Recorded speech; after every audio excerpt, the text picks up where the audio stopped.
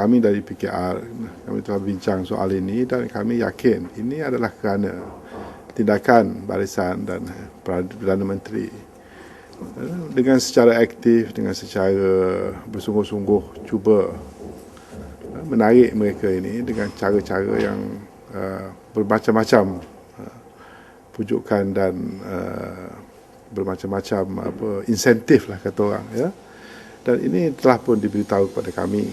Jadi saya ingin mengambil kesempatan ini menyeru kepada Perdana Menteri lah, ya. We have to stop this. We have to give democracy a chance, to survive. As a Prime Minister, he cannot just see the short-term gain daripada keuntungan sementara, kerusi dalam Parlimen. Dia harus memikirkan masa depan demokrasi di Malaysia. Saya merujuk kepada apa yang berlaku di Kelantan, misalnya di bawah pemerintahan Pak Lah.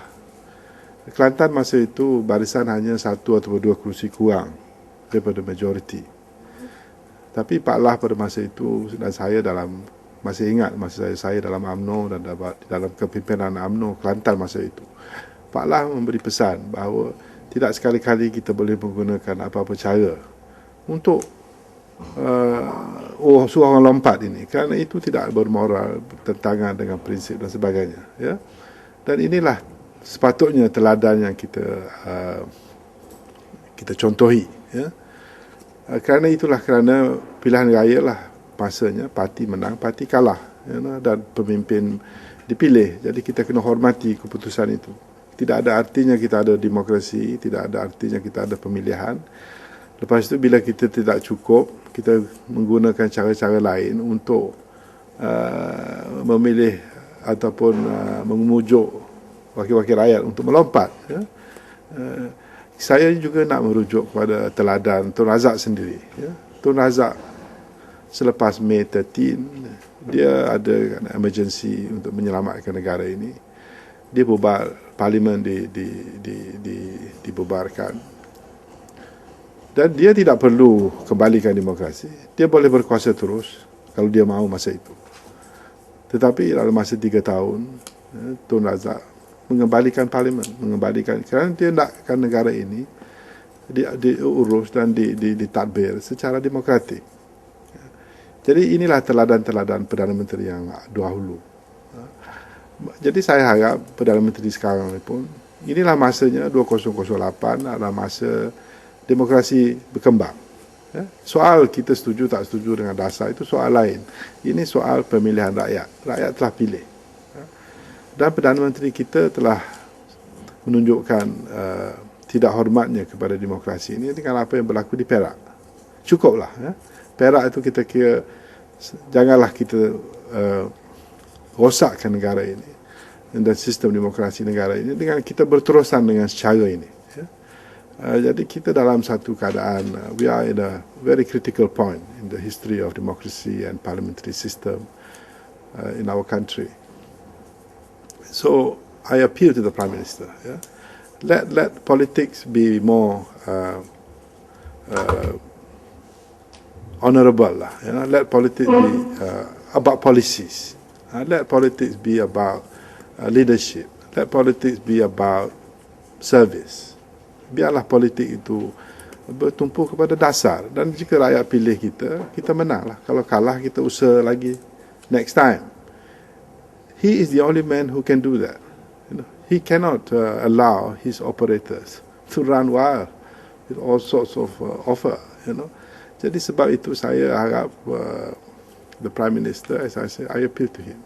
Think about the future stability of the country. Jadi kita lagipun rakyat Malaysia ni bukannya bodoh, ya. Kita bukannya semua. Kita punya rakyat Malaysia tahu tentang selebel politik. Dia orang boleh buat keputusan. Kalau dia buat keputusan tak betul pada satu pilihan raya, mungkin dalam pilihan raya yang lain dia akan perbetulkan kesilapan dia. Itu kita kena percaya kepada kewibawaan dan kebijaksanaan rakyat jelata. We must trust the system. Jadi kalau pemimpin tidak hormati keputusan rakyat dengan cara-cara membeli pemimpin-pemimpin yang dipilih ini, maka rosak demokrasi dan kita tidak ada prospek yang baik. Kedua, kerajaan harus menyelesaikan masalah-masalah negara, bukannya dalam kerja-kerja kerja-kerja clandestine ini, ya, kerja-kerja yang politik upahan ini. Dia banyak perkara yang belum selesai.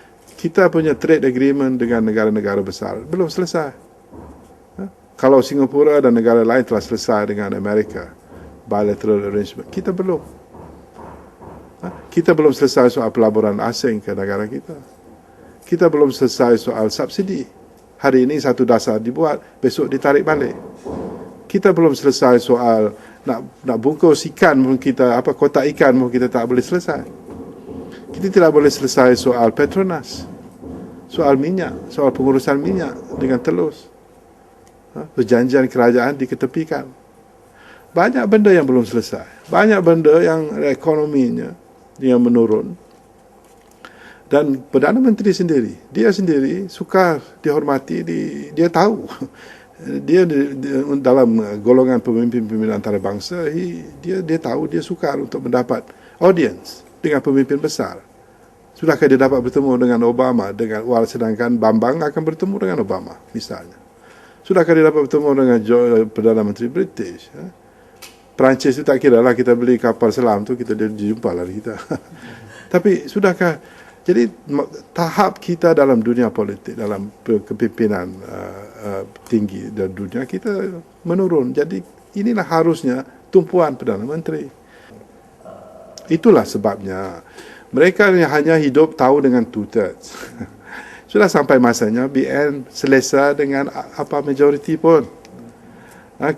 Kalau kita dulu biasa kaya, tapi sekarang kita miskin, kita kena sesuailah diri dengan keadaan kita. Kita tidak boleh merompak lagi untuk menjagakan tahap hidup kita yang kaya. Begitulah dalam politik. Walaupun kita kena terima rakyat telah pun mengurangkan majoriti kita. Kita tunggulah pilihan raya sekali lagi kalau kita mahukan two-thirds.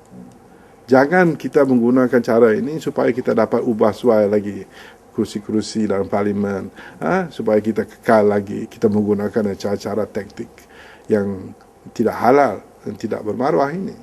Jadi memang BN ni parti terdesak, itu betul. Itu sebab itulah kerja dia hanya menghentam pembangkang saja, tidak tumpukan kepada dasar. Jadi kalau kita mahukan kembali two-thirds, kita dengan jasa kita, dengan pilihan raya sekali lagi.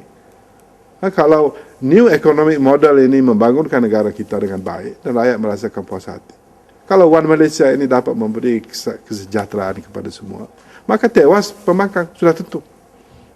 Sudah tentu. Jadi mengapa perlu kita curi sana curi sini, ataupun do another Perak in Parliament? Tak perlulah. Ya.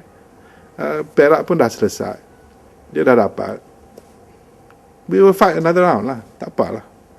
Tapi tanggungjawab mempertahankan demokrasi juga bergantung kepada Perdana Menteri. Banyak bergantung kepada Perdana Menteri. Kerana dia boleh mematikan demokrasi dalam negara ini. Jadi ini jauh berbeza dengan Perdana Menteri dahulu. Ini jauh.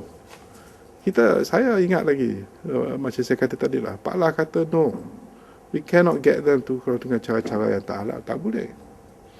And this is something that we have to learn. We have to accept. Kalah lah.